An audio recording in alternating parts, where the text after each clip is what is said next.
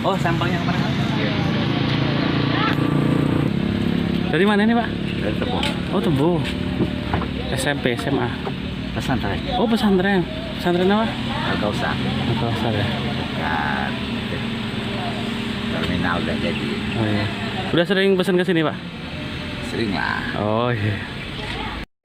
Iya. Udah mau hilang tadi. Udah mana? Udah mana? Nanti bakar ya. Kan mbak ini bisa minyak. Ini mau bikin apa nih Mas? Mau bikin apa? Futsal ya? Oh, dari mana? Itu apa? Assalamualaikum warahmatullahi wabarakatuh. Terima kasih buat teman-teman yang sudah mampir di channel ini ya, Jejak Heru. Dan kali ini saya sedang bersama seorang pengusaha muda dari Rimau Bujang. Ya, Mas Agus. Selamat sore Mas. Ini Mas Agus ini owner dari TMF Konveksi, di mana ya. Ini adalah salah satu konveksi yang kalau di Jambi wilayah barat itu termasuk yang inilah yang besar lah gitu. Udah dikenal di mana-mana. Oh, warga Rimau Bujang insya Allah udah gak asing. Oke Mas Agus, ini pengen ngobrol-ngobrol tentang bisnis atau peluang usaha konveksi ini. Konveksi Ya. Oke. Ini sudah berapa lama sih Mas ini konveksi ini? Kurang lebih 6-7 tahun berjalan. 6-7 tahun ya. 2013 ya. 13. Oke. Usaha 6-7 tahun berjalan bertahan itu bukan suatu hal yang mudah. Makanya ini saya pengen mengintip seperti apa nih bisnis konveksi. Boleh diceritain Mas gimana awalnya TMF ini terbentuk atau berdiri dan bertahan juga sekarang? Dari usaha ya. Ya. Pertama sekali kita memang sharing dengan kawan, kemudian kita membaca peluang. Karena jujur memang basic saya bukan di konveksi sebenarnya, karena Jadi dulu sebenarnya saya sambil ngajar dulu kan. ya dulu ngajar di pondok pesantren dan nggak bisa jahit, nggak bisa Mas ya? Sama sekali tidak ada. Sablon nggak bisa juga waktu itu. Sablon enggak. Kemudian Tapi berani ngambil keputusan untuk terjun di konveksi. ya kebetulan orang rumah kalau yang punya basic jahit kan. Oh, Jadi orang rumah bisa jahit ya. sedikit banyak di situ juga jadi pertimbangan kita ambil langkah itu. Kemudian membaca peluang, karena konveksi ini memang pangsa pasarnya itu Luas ya? luas lah, terutama juga ke instansi ya seperti sekolah, pondok pesantren dan sebagainya. Saya membaca itu karena di Rimau Bujang sepertinya sudah ada konveksi, namun ketika Banyak. kita waktu itu memang lebih banyak. Kemudian kita punya pikiran kalau kita garap dengan lebih serius lagi, nampaknya lebih bisa berkembang kan, seperti itu. Oke, jadi artinya waktu itu Mas Agus lihat ini sudah ada beberapa konveksi, tapi kita masih punya peluang besar di situ gitu ya. Kita masih punya peluang main di konveksi di Rimau ini ya. Walaupun memang yang namanya jenis apapun usahanya, kita awal tetap spekulasi gitu Mas. Oh, gitu ya. Spekulasi. Namun alhamdulillah dengan perhitungan dan mungkin kalkulasi yang matang awalnya, sehingga alhamdulillah bisa berjalan sampai sekarang. Oke. Terus pasti nggak mudah lah ya untuk bisa bertahan sampai 7 tahun, di mana awalnya basicnya bukan di dunia perkonveksian. Nah ini ininya apa? Apa ya triknya untuk bisa seperti itu? Artinya dulu nggak punya basic ke sana kok bisa bertahan bahkan semakin berkembang gitu ya.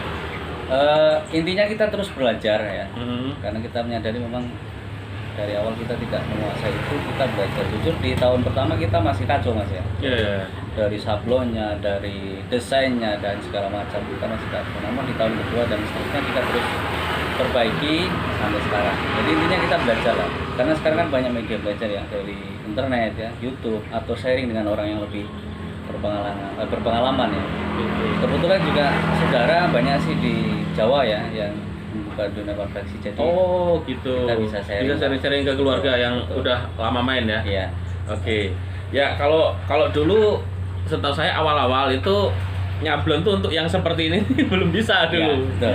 Yang warna gelap terus Iya. pakai seperti ini. Ini namanya sablon apa nih Mas? Ini alurnya rubber. Rubber ya. Dengan tinta rubber. Oke, Warna, jadi ya.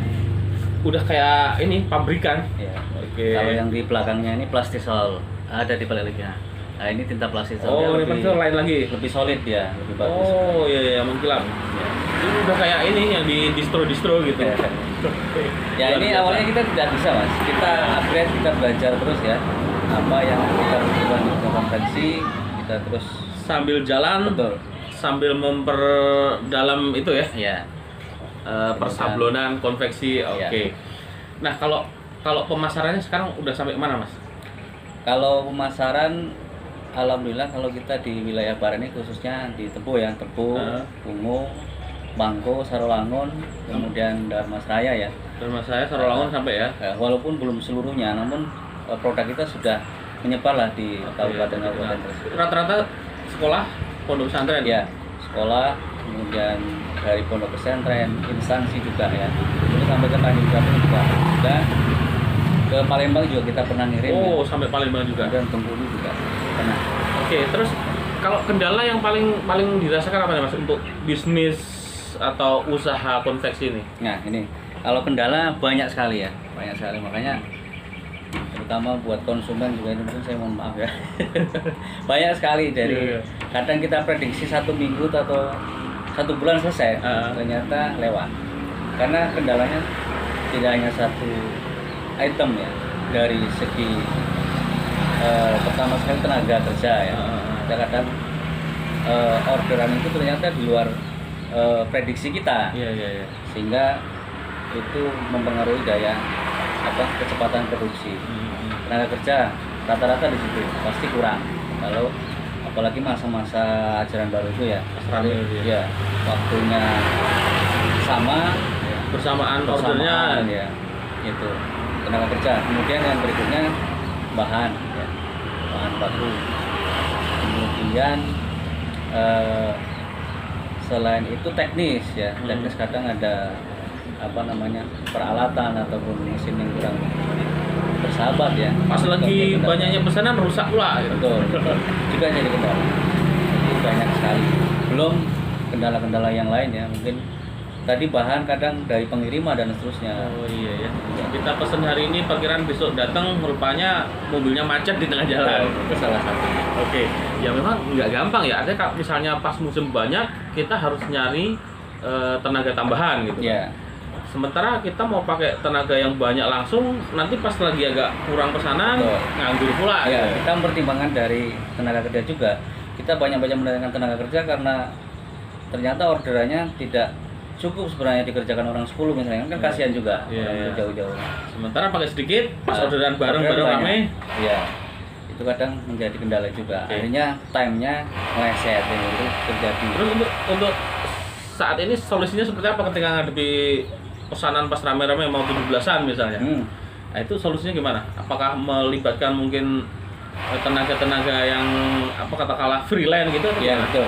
Jadi salah satu solusi dari kami selama ini itu freelance. Jadi teman-teman sekitar sini yang memang keahliannya menjahit, kita rekrut ya. Walaupun mereka memang dikerjakan di rumah, tapi tetap kita kontrol. Itu kadang adalah penjahit ibu yang di jalur itu ya. Atau teman-teman kita yang di pasar ini juga banyak. Kita kasih lah sama-sama ini. Dengan ya kita juga menyadari karena mereka juga punya job sendiri, kita menyadari. Jadi kita kasih harapan yang kira-kiranya time-nya agak lama. Memberdayakan inilah teman-teman yang di sekeliling kita itu. Iya. Oke, jadi ini apa saja yang bisa dikerjakan di sini, Mas? Selain kaos. Ya. Kalau sekarang ini kita semuanya lah kita terima ya. Jadi selama ini alhamdulillah sudah bisa kita kerjakan ya. Mulai dari kalau perlengkapan sekolah, mulai dari topi ya, dasi, kemudian seragam itu batik ya. Batik olahraga sudah pasti. Kemudian baju gamben ya. Baju-baju pemuda ya, baju-baju komunitas dengan berbagai jenis desain, insya Allah bisa kita mengikuti desain dari konsumen gitu. Bahan lengkap juga gitu, Mas. Misalnya minta yang katun ya, insya Allah kita sejauh ini masih bisa mengikuti kemauan konsumen lah ya, mulai dari katun, polo dan lain sebagainya, jenis bahan kan banyak. Kalau kita terkendala di daerah sini, kita biasanya mendatangkan dari seberang ya, dari Bandung atau dari Jawa lah yang terus.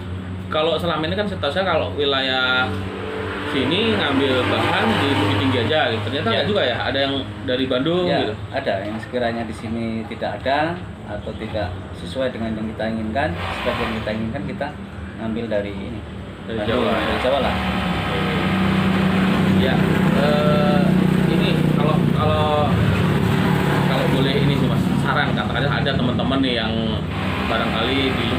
Bujang menyaksikan video ini pengen tahu pertimbangan seperti apa saja yang perlu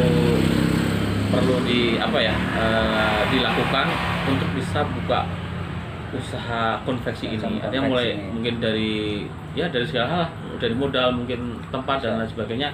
Apa aja yang perlu dipertimbangkan? Yang pertama kita bisa tadi membaca peluang. Misalnya kita mau membuka di daerah tertentu ya, kita baca peluangnya. Jadi produk kita nanti itu sasarannya kemana? Kemudian dengan melihat usaha sendiri, sudah banyak belum. Kemudian seperti apa kita bisa minimal setara dengan level itu tidak kan? Itu juga jadi pertimbangan. Jangan kita istilahnya busa-busu kan seperti itu. Yang berikutnya spekulasi tapi tetap perlu perhitungan. Ya, selain peluang tadi, modal itu udah pasti. Ya. Modalnya cukup lumayan gede nih. Betul. Apa aja yang harus dibeli? Ya, kalau modal cukup lumayan, tapi bertahap sih ya. Kalau untuk tahap awal mungkin cukup 2-3 mesin, tapi kita upgrade terus. Tapi yang jelas kalau di konveksi memang modalnya harus minimal 3 lipat. Artinya karena double 3 gitu ya. Minimal itu ya. Karena posisinya seperti ini. Kita ada yang untuk belanja, ada barang yang sudah standby, ada yang barang sudah jadi itu belum diambil, kan kita berhenti juga modal.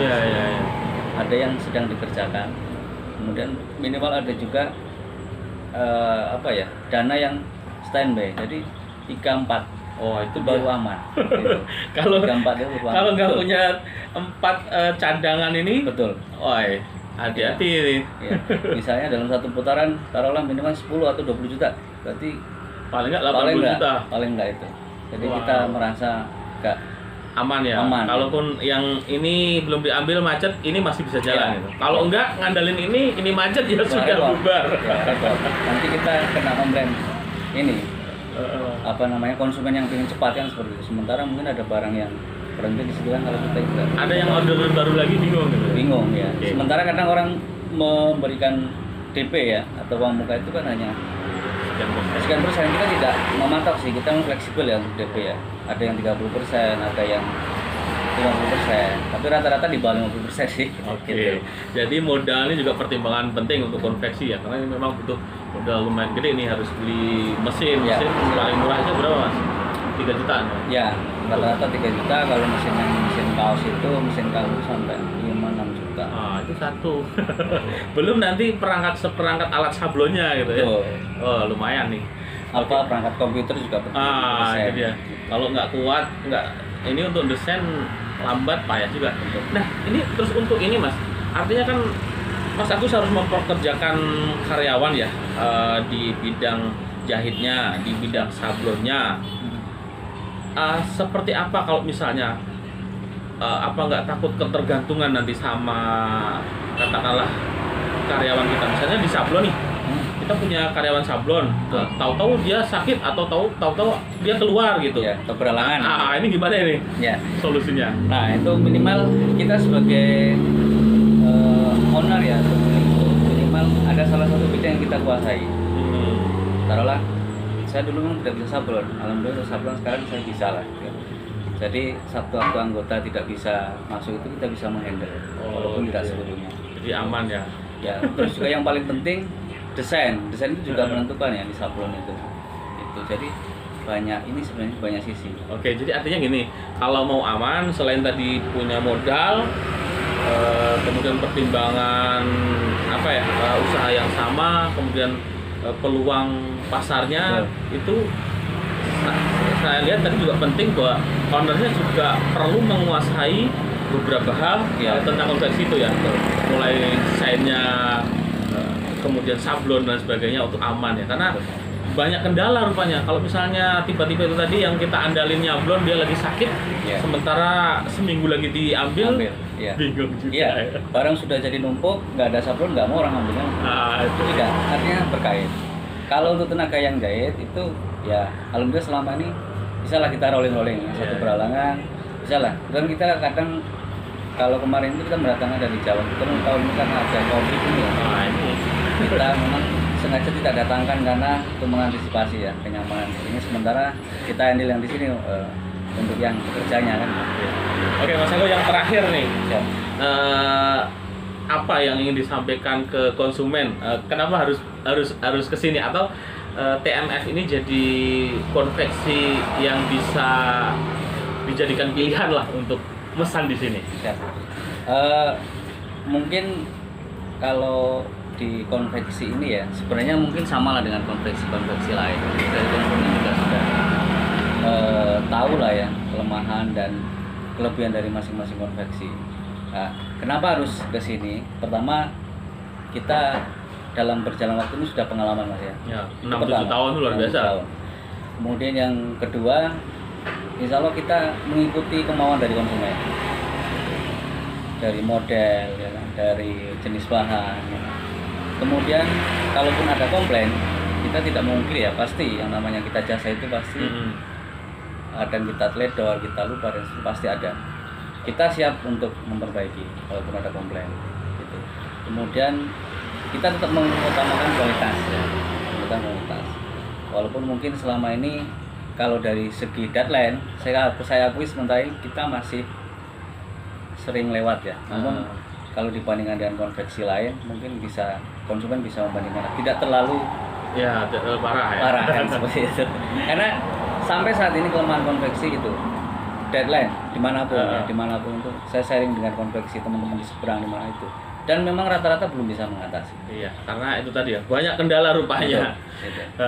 Ya, terima kasih Mas Agus obrolannya, mudah-mudahan bisa bermanfaat untuk teman-teman yang barangkali punya minat juga di luar sana.